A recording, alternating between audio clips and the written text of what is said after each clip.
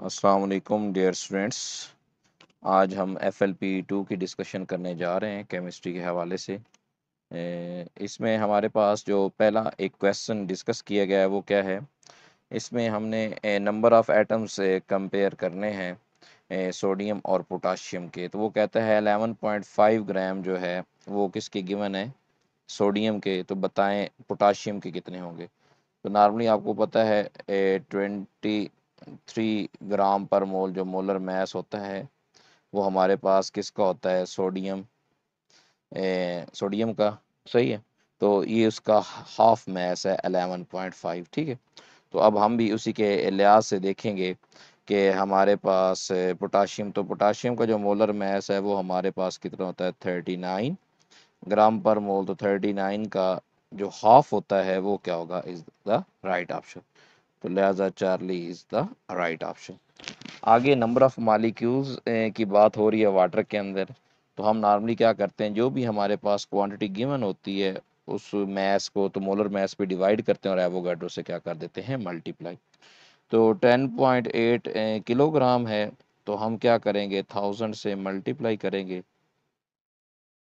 ताकि हमारे पास मैस किसके अंदर आ जाए, ग्राम के अंदर। तो गिवन मैस जो होता है वो कितना है 10,800 ग्राम। मोलर मैस 18 है और मल्टीप्लाई हम किससे करने जा रहे हैं, एवोगैड्रो नंबर से। तो अब इसमें हम अगर देखते हैं तो हमारे पास जो ये 18 है, ये 6 कैंसिल हो गए। तो बाकी ये देखें साथ 2 0 लगी हुई हैं। तो यानी कि 600 आपके पास क्या आया, ऑप्शन आया। अब उस 600 के साथ हमने क्या कर देना है, मल्टीप्लाई कर देना है। यानी कि 600 मल्टीप्लाई बाई 6.02 मल्टीप्लाई बाई 10⁻23। तो ये जो 2 0 हैं ये ऐसे समझिए कि 100 है। तो 6 मल्टीप्लाई बाई 6 आपके पास 36.12 आ गया। और ये 10⁻23 के साथ ये 2 0 और ऐड होगी तो 10⁻25।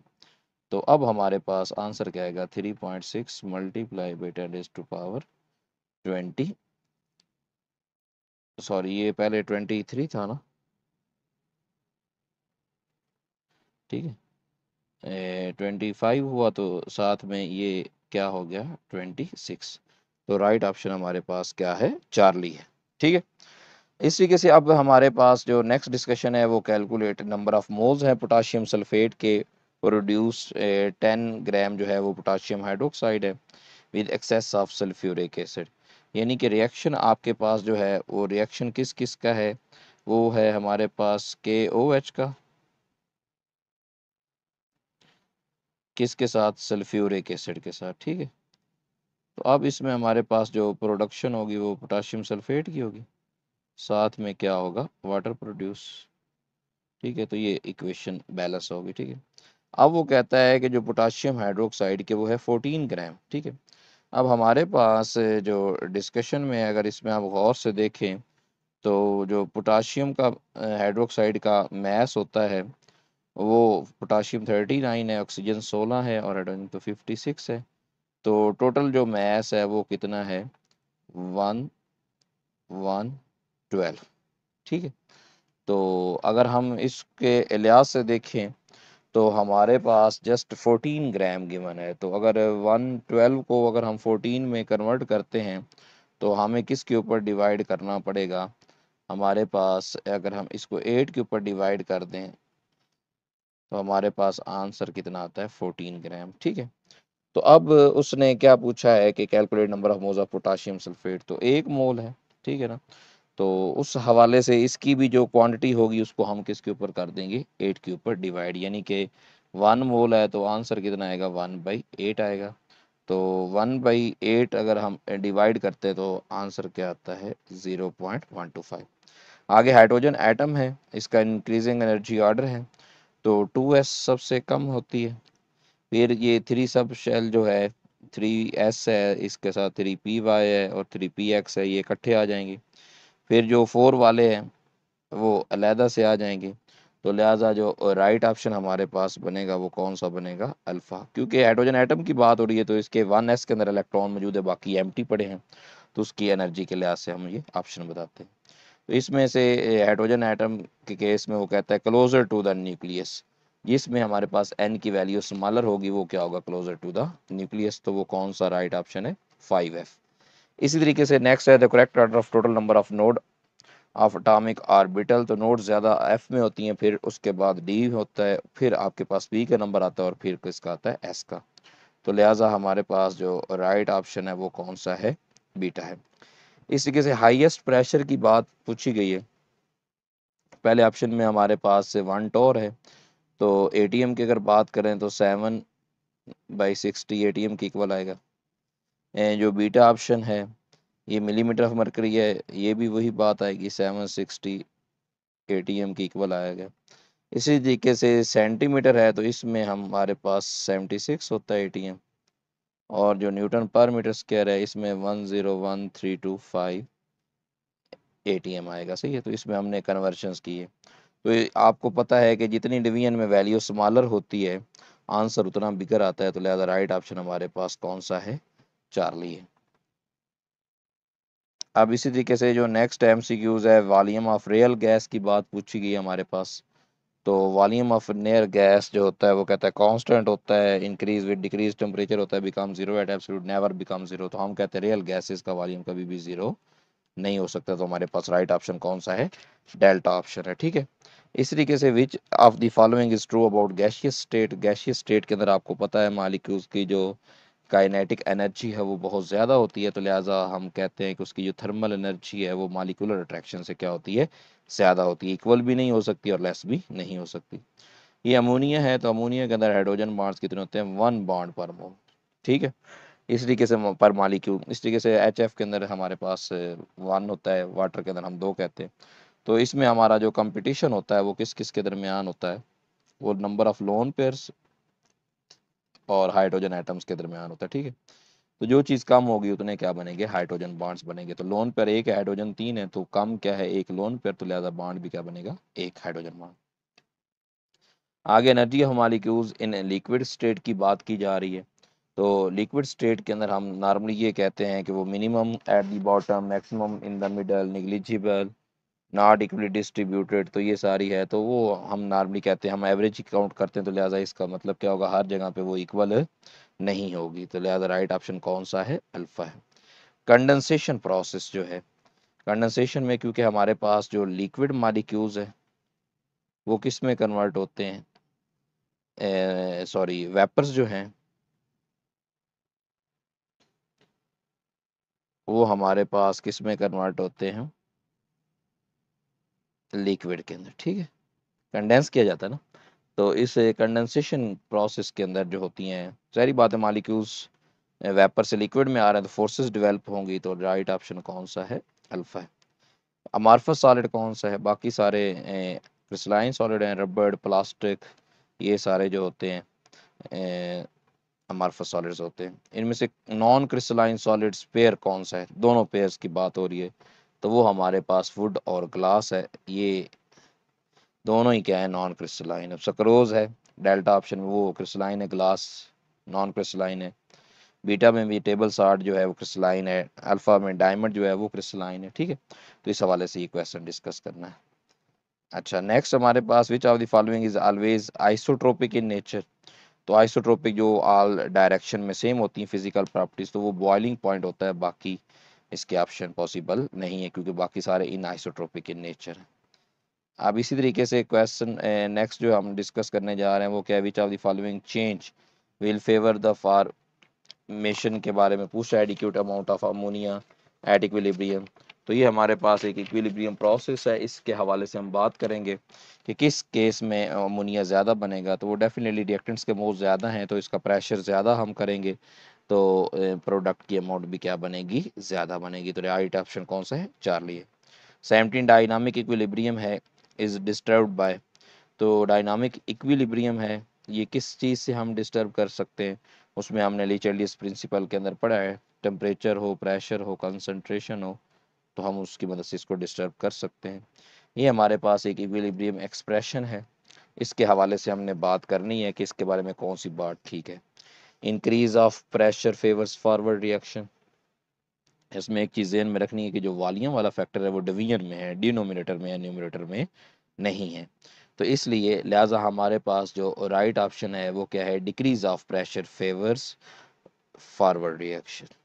ठीक है, ये इसका क्या है, राइट ऑप्शन है। अगर वॉल्यूम की टर्म ऊपर होती तो फिर इंक्रीज ऑफ प्रेशर आना था, तो अब ये वॉल्यूम की टर्म नीचे, तो इसलिए क्या है, डिक्रीज ऑफ प्रेशर। ठीक है, इस तरीके से ये डेल्टा एच एफ है हमारे पास ग्रेफाइट की, वो 0.23 किलो जॉल पर मोल है, और इंथैल्पी ऑफ फॉर्मेशन जो डायमंड की है वो 1.8 है। अब इसमें ट्रांजिशन ग्रेफाइट टू डायमंड की बात की गई है, यानी कि कार्बन जो है वो ग्रेफाइट से किस में जा रहा है, कार्बन डायमंड की फॉर्म में जा रहा है। सही है, तो डायमंड प्रोडक्ट वाली साइड पे है और जो ग्रेफाइट है वो क्या है, रिएक्टेंट वाली साइड पे। तो लिहाजा हमारे पास इस क्वांटिटी में से ये वाली क्वांटिटी क्या कर दें, सब्ट्रैक्ट कर दें, तो आपके पास राइट ऑप्शन है, और वो कौन सा है, हमारे पास अल्फा है। ठीक है, ये बड़ा अच्छा एमसीक्यूज है। इंथाल्पी है, इथीन गैस है, सही है ना, उसकी बात कर रहा है, इन सब की इंथाल्पीज गिवन है। सबसे पहले तो इसमें आपने क्या करना है, इम्बैलेंस केमिकल इक्वेशन लिखनी होती है। कंबशन होती है तो हमारे पास क्या बनता है, कार्बन डाइऑक्साइड, और साथ में क्या बनता है, वाटर। अगर हम इसकी बैलेंसिंग की बात करें, जितने हमने कहा है कि कार्बन दो हैं तो दो ही कार्बन डाइऑक्साइड, जितने हाइड्रोजन होते हैं रिएक्टेंट वाली साइड के उसका हाफ वाटर बनते हैं, और ऑक्सीजन हमारे पास क्या है, 3 है। तो अब इन सब की जो इंथाल्पीज है वो आपको गिवन है। मसलन अब इसकी इथीन की है वो कितनी है, 52 गिवन है। फ्री स्टेट में हमेशा ज़ीरो होती है। कार्बन डाइऑक्साइड की 2 मोल है तो ये 394 है, और वाटर की 2 मल्टी माइनस 286 है। ठीक है, तो अब हमारे पास ये जो ऑप्शन आता है ये कितना आता है, -788, और ये जो ऑप्शन आता है ये कितना आता है, -572। तो अब जो टोटल हमारे पास प्रोडक्ट है ये कितनी आ गई, दोनों को जमा करें तो -1360 आ गई, और रिएक्टेंट हमारे पास कितना है, 52 है। ठीक है, तो अब प्रोडक्ट्स में से रिएक्टेंट को क्या कर दें, माइनस, तो प्रोडक्ट की हमारे पास कितनी है, -1360 है, माइनस रिएक्टेंट कितनी है, 52, तो आंसर कितना आएगा, 1412। तो राइट ऑप्शन कौन सा है, beta is the right option. आगे which of the following statement is correct, इनमें से कौन सी बात ठीक है। तो हम नॉर्मली देखते हैं कि जैसे जैसे रेट ऑफ रिएक्शन, रिएक्टेंट्स की कंसंट्रेशन कम होती है तो रेट ऑफ रिएक्शन भी क्या होता है, कम होता है। तो लिहाजा राइट ऑप्शन कौन सा है, अल्फा है। अब ये जो क्वेश्चन है, नेक्स्ट क्वेश्चन, इसमें हमारे पास रेट लॉ की बात कर रहा है, ये हमारे पास एक्सप्रेशन भी लिखा हुआ है, सारा कुछ भी है। तो अब इसमें उसने एट द एंड पूछा है वैल्यू ऑफ रेट कांस्टेंट।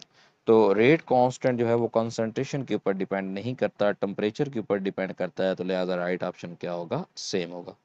तो ये जो 23 क्वेश्चन है, नेक्स्ट इसको कैसे डील करना है, इसमें हमारे पास दो रिएक्टेंट्स हैं, एक ए है दूसरा बी है, इनका इनिशियल रेट भी गिवन है।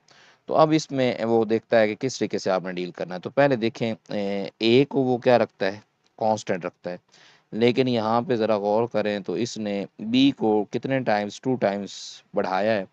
तो इसका रेट कितने टाइम्स बढ़ा है, 4 टाइम्स। तो हमने पढ़ा है कि कंसंट्रेशन अगर 2 टाइम्स बढ़ाई जाए, रेट 4 टाइम्स बढ़ जाए, तो इसका मतलब क्या है कि रिएक्शन क्या है, सेकेंड ऑर्डर। लिहाजा बी के लिहाज से क्या हो जाएगा, सेकेंड ऑर्डर।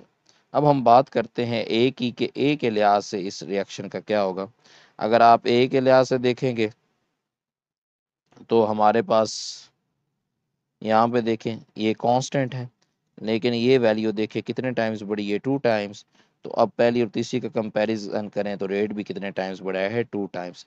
इसका मतलब क्या हुआ कि विद रिस्पेक्ट टू ए जितनी कंसंट्रेशन जितने टाइम्स बढ़ी, रेट भी उतने टाइम्स बढ़ा है। तो लिहाजा क्या है, फर्स्ट ऑर्डर।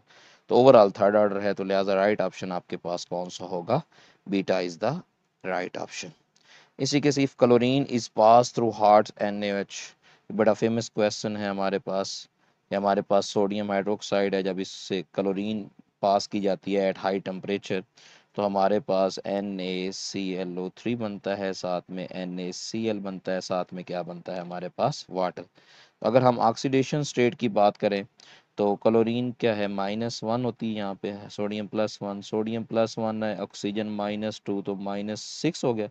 तो क्लोरीन क्या हो गया, +5, यानी कि 0 से कहाँ तक जा सकता है, +5 तक जा सकता है। ठीक है, तो लिहाजा राइट ऑप्शन कौन सा है हमारे पास, beta is the right option. ठीक है, अब इसी तरीके से हम अगर नेक्स्ट चलते हैं कि हमारे पास the EMF produced by galvanic cell, उसको हम ऑक्सीडेशन पोटेंशियल कहते हैं, रिडक्शन पोटेंशियल कहते हैं, रिडॉक्स कहते हैं, क्या कहते हैं। तो हम नॉर्मली जब ओवरऑल सेल की बात करते हैं तो उसे हम क्या कहते हैं, सेल पोटेंशियल कहते हैं। ठीक है, तो इस लिहाज से आपने ये क्वेश्चन डील करना है। ठीक है, आगे which of the following is oxidation state of oxygen in पर ऑक्साइड। तो पर ऑक्साइड नॉर्मल ऑक्साइड में -2 होती है, सॉरी ये राइट ऑप्शन आपके पास जो है नॉर्मल ऑक्साइड में +-2 होती है, पार ऑक्साइड के अंदर -1 होती है, और जो हमारे पास सुपर ऑक्साइड है उसके अंदर क्या होती है, -1/2।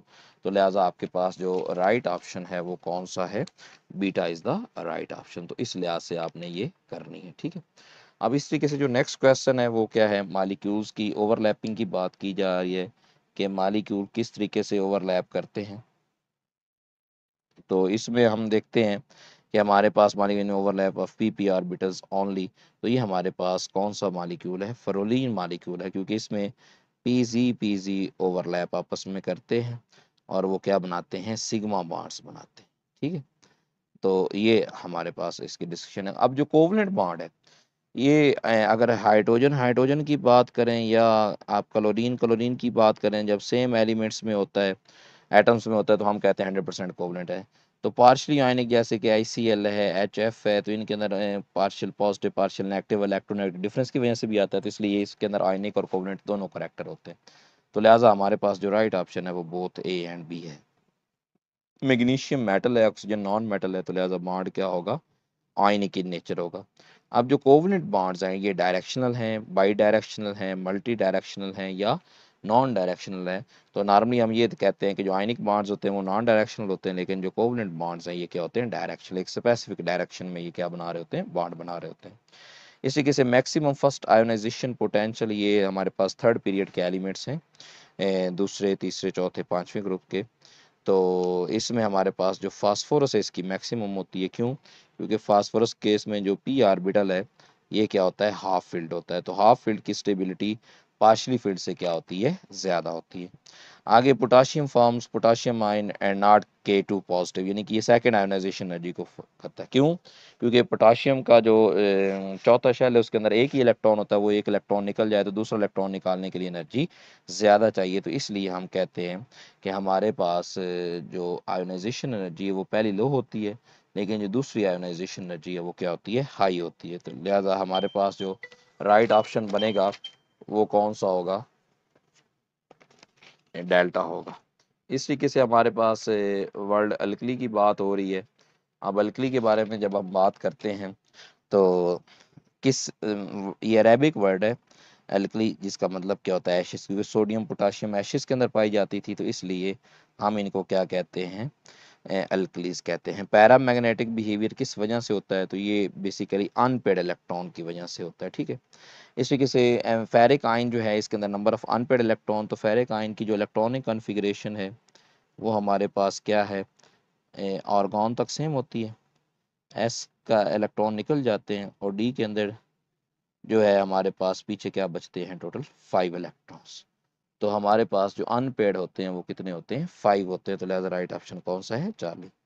जो जिंक है उसके पास 5 अनपेड, 3 अनपेड, 1 पेड, 0 अनपेड, तो इसके पास क्या होता है, कोई भी अनपेड इलेक्ट्रॉन मौजूद नहीं होता, क्योंकि इसकी जो कॉन्फ़िगरेशन की हम बात करते हैं तो S के अंदर 2 इलेक्ट्रॉन होते हैं और D के अंदर कितने होते हैं, 10 इलेक्ट्रॉन होते हैं। अब which light is expose typical transition elements, तो इलेक्ट्रॉन जब ट्रांजिशन एलिमेंट की बात की जाती है तो वो डी में भी होता है और एफ में भी होता है। तो लिहाजा राइट ऑप्शन क्या है, बोथ बी एंड सी। अब फ्यूमेरिक एसिड है, फ्यूमेरिक एसिड जो है, अब आपको पता है कि हमारे पास जो कार्बन कार्बन है ये इस तरीके से,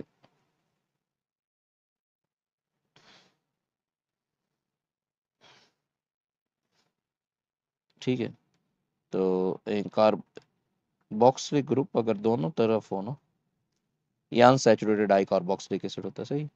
तो ये वाली जो होती है ये इसी से फॉर्म होती है, और अगर ये वाली फॉर्म बन जाए तो ये इसकी क्या है, ट्रांसफॉर्म है।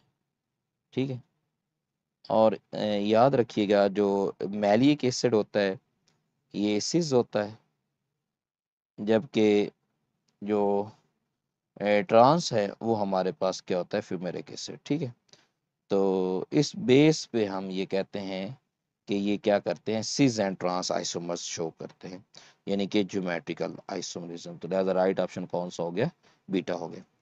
आगे इनमें से कौन सा पेयर आइसोमरिज्म शो करता है, कौन सा नहीं करता, तो ये नॉर्मल अल्कोहल और ईथर्स जो कि क्लास है, ये आपस में क्या करती है, cis and sorry functional group isomers show करते हैं। ठीक है, आइसोलेटेड कौन से हैं, तो ये बाइफिनाइल मीथेन है, इसमें हमारे पास दोनों जो बेंजीन रिंग्स हैं वो फिनाइल जो दो ग्रुप्स हैं वो कार्बन उनको क्या कर रही होती है, सेपरेट कर रही होती है। आगे डी हाइड्रो हेलोजिनेशन, तो ये हमेशा अल्कोहलिक पोटाशियम हाइड्रोक्साइड की मौजूदगी में होती है। अच्छा नेक्स्ट ये हमारे पास वन ब्यूटीन, यानी कि टोटल कितनी कार्बन है, चार है, वन पोजीशन पे डबल बॉन्ड है, थर्ड पोजीशन पे ट्रिपल बॉन्ड है। तो बाकी आप देख सकते हैं कि इधर हाइड्रोजन दो हैं, इधर एक है, यहाँ पे भी एक है।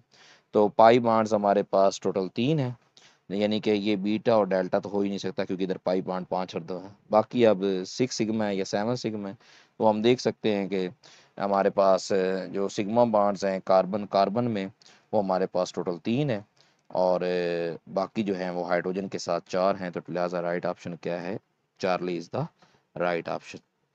ठीक है, अब इसी तरीके से which one of the following is a powerful electrophile, तो ये ड्यूरिंग नाइट्रेशन जो है इसके ऊपर पॉजिटिव चार्ज होता है, ये इलेक्ट्रोफाइल है। SN1 mechanism for the hydrolysis process है हमारे पास alkyl halide in the alcohol, तो SN1 में हमारे पास क्या बनता है, कार्बोकैट आइन बनता है। ठीक है,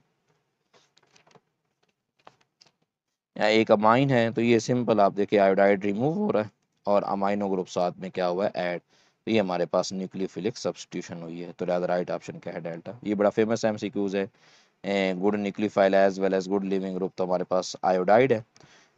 गुड न्यूक्लियोफाइल क्यों है, क्योंकि इसकी जो पोलराइजेबिलिटी है वो बहुत ज़्यादा है ड्यू टू ग्रेटर साइज। ठीक है, और जो हमारे पास गुड लिविंग ग्रुप क्यों है, क्योंकि ये हमारे पास क्या होती है, वीक कॉन्जुगेट बेस होती है। ठीक है, तो उस बेस पे हम इसको क्या कहते हैं कि ये हमारे पास क्या है, गुड लिविंग ग्रुप। फार्मलिन के अंदर 40% जो होता है वो क्या होता है, हमारे पास जब हम इसकी बात करते हैं ना फार्मलिन की, सॉरी एक minute,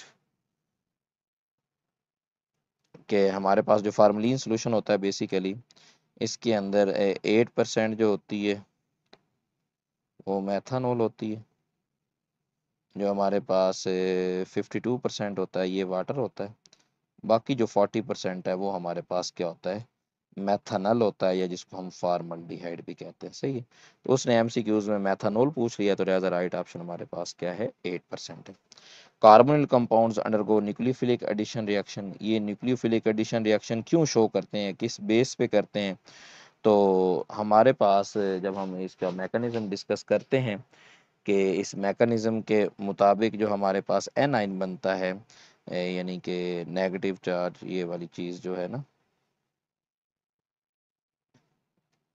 partial positive partial negative, अब कोई भी न्यूक्लियोफाइल जब इसके ऊपर अटैक करता है ना, तो ये वाला बॉन्ड ब्रेक होता है, पाई बॉन्ड, और ऑक्सीजन के ऊपर नेगेटिव चार्ज, तो इस वजह से हमारे पास ये क्या होता है, स्टेबल एनाइन बनाता है।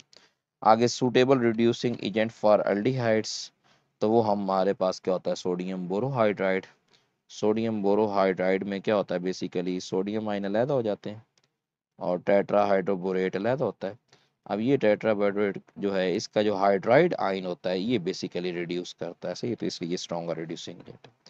आइडोफॉर्म टेस्ट कौन नहीं देता, अल्कोहल में से एथानॉल देता है, प्राइमरी अल्कोहल में से, सेकेंडरी अल्कोहल में से जिनकी पोजीशन 2 होती है वो देता है, कीटोन्स में से ये मिथाइल कीटोन्स देते हैं। तो डेल्टा ऑप्शन हमारे पास नहीं सही, सॉरी, इसका जो राइट ऑप्शन है वो हमारे पास थ्री पेंटानोन है, क्योंकि हमारे पास ये मिथाइल कीटोन नहीं है।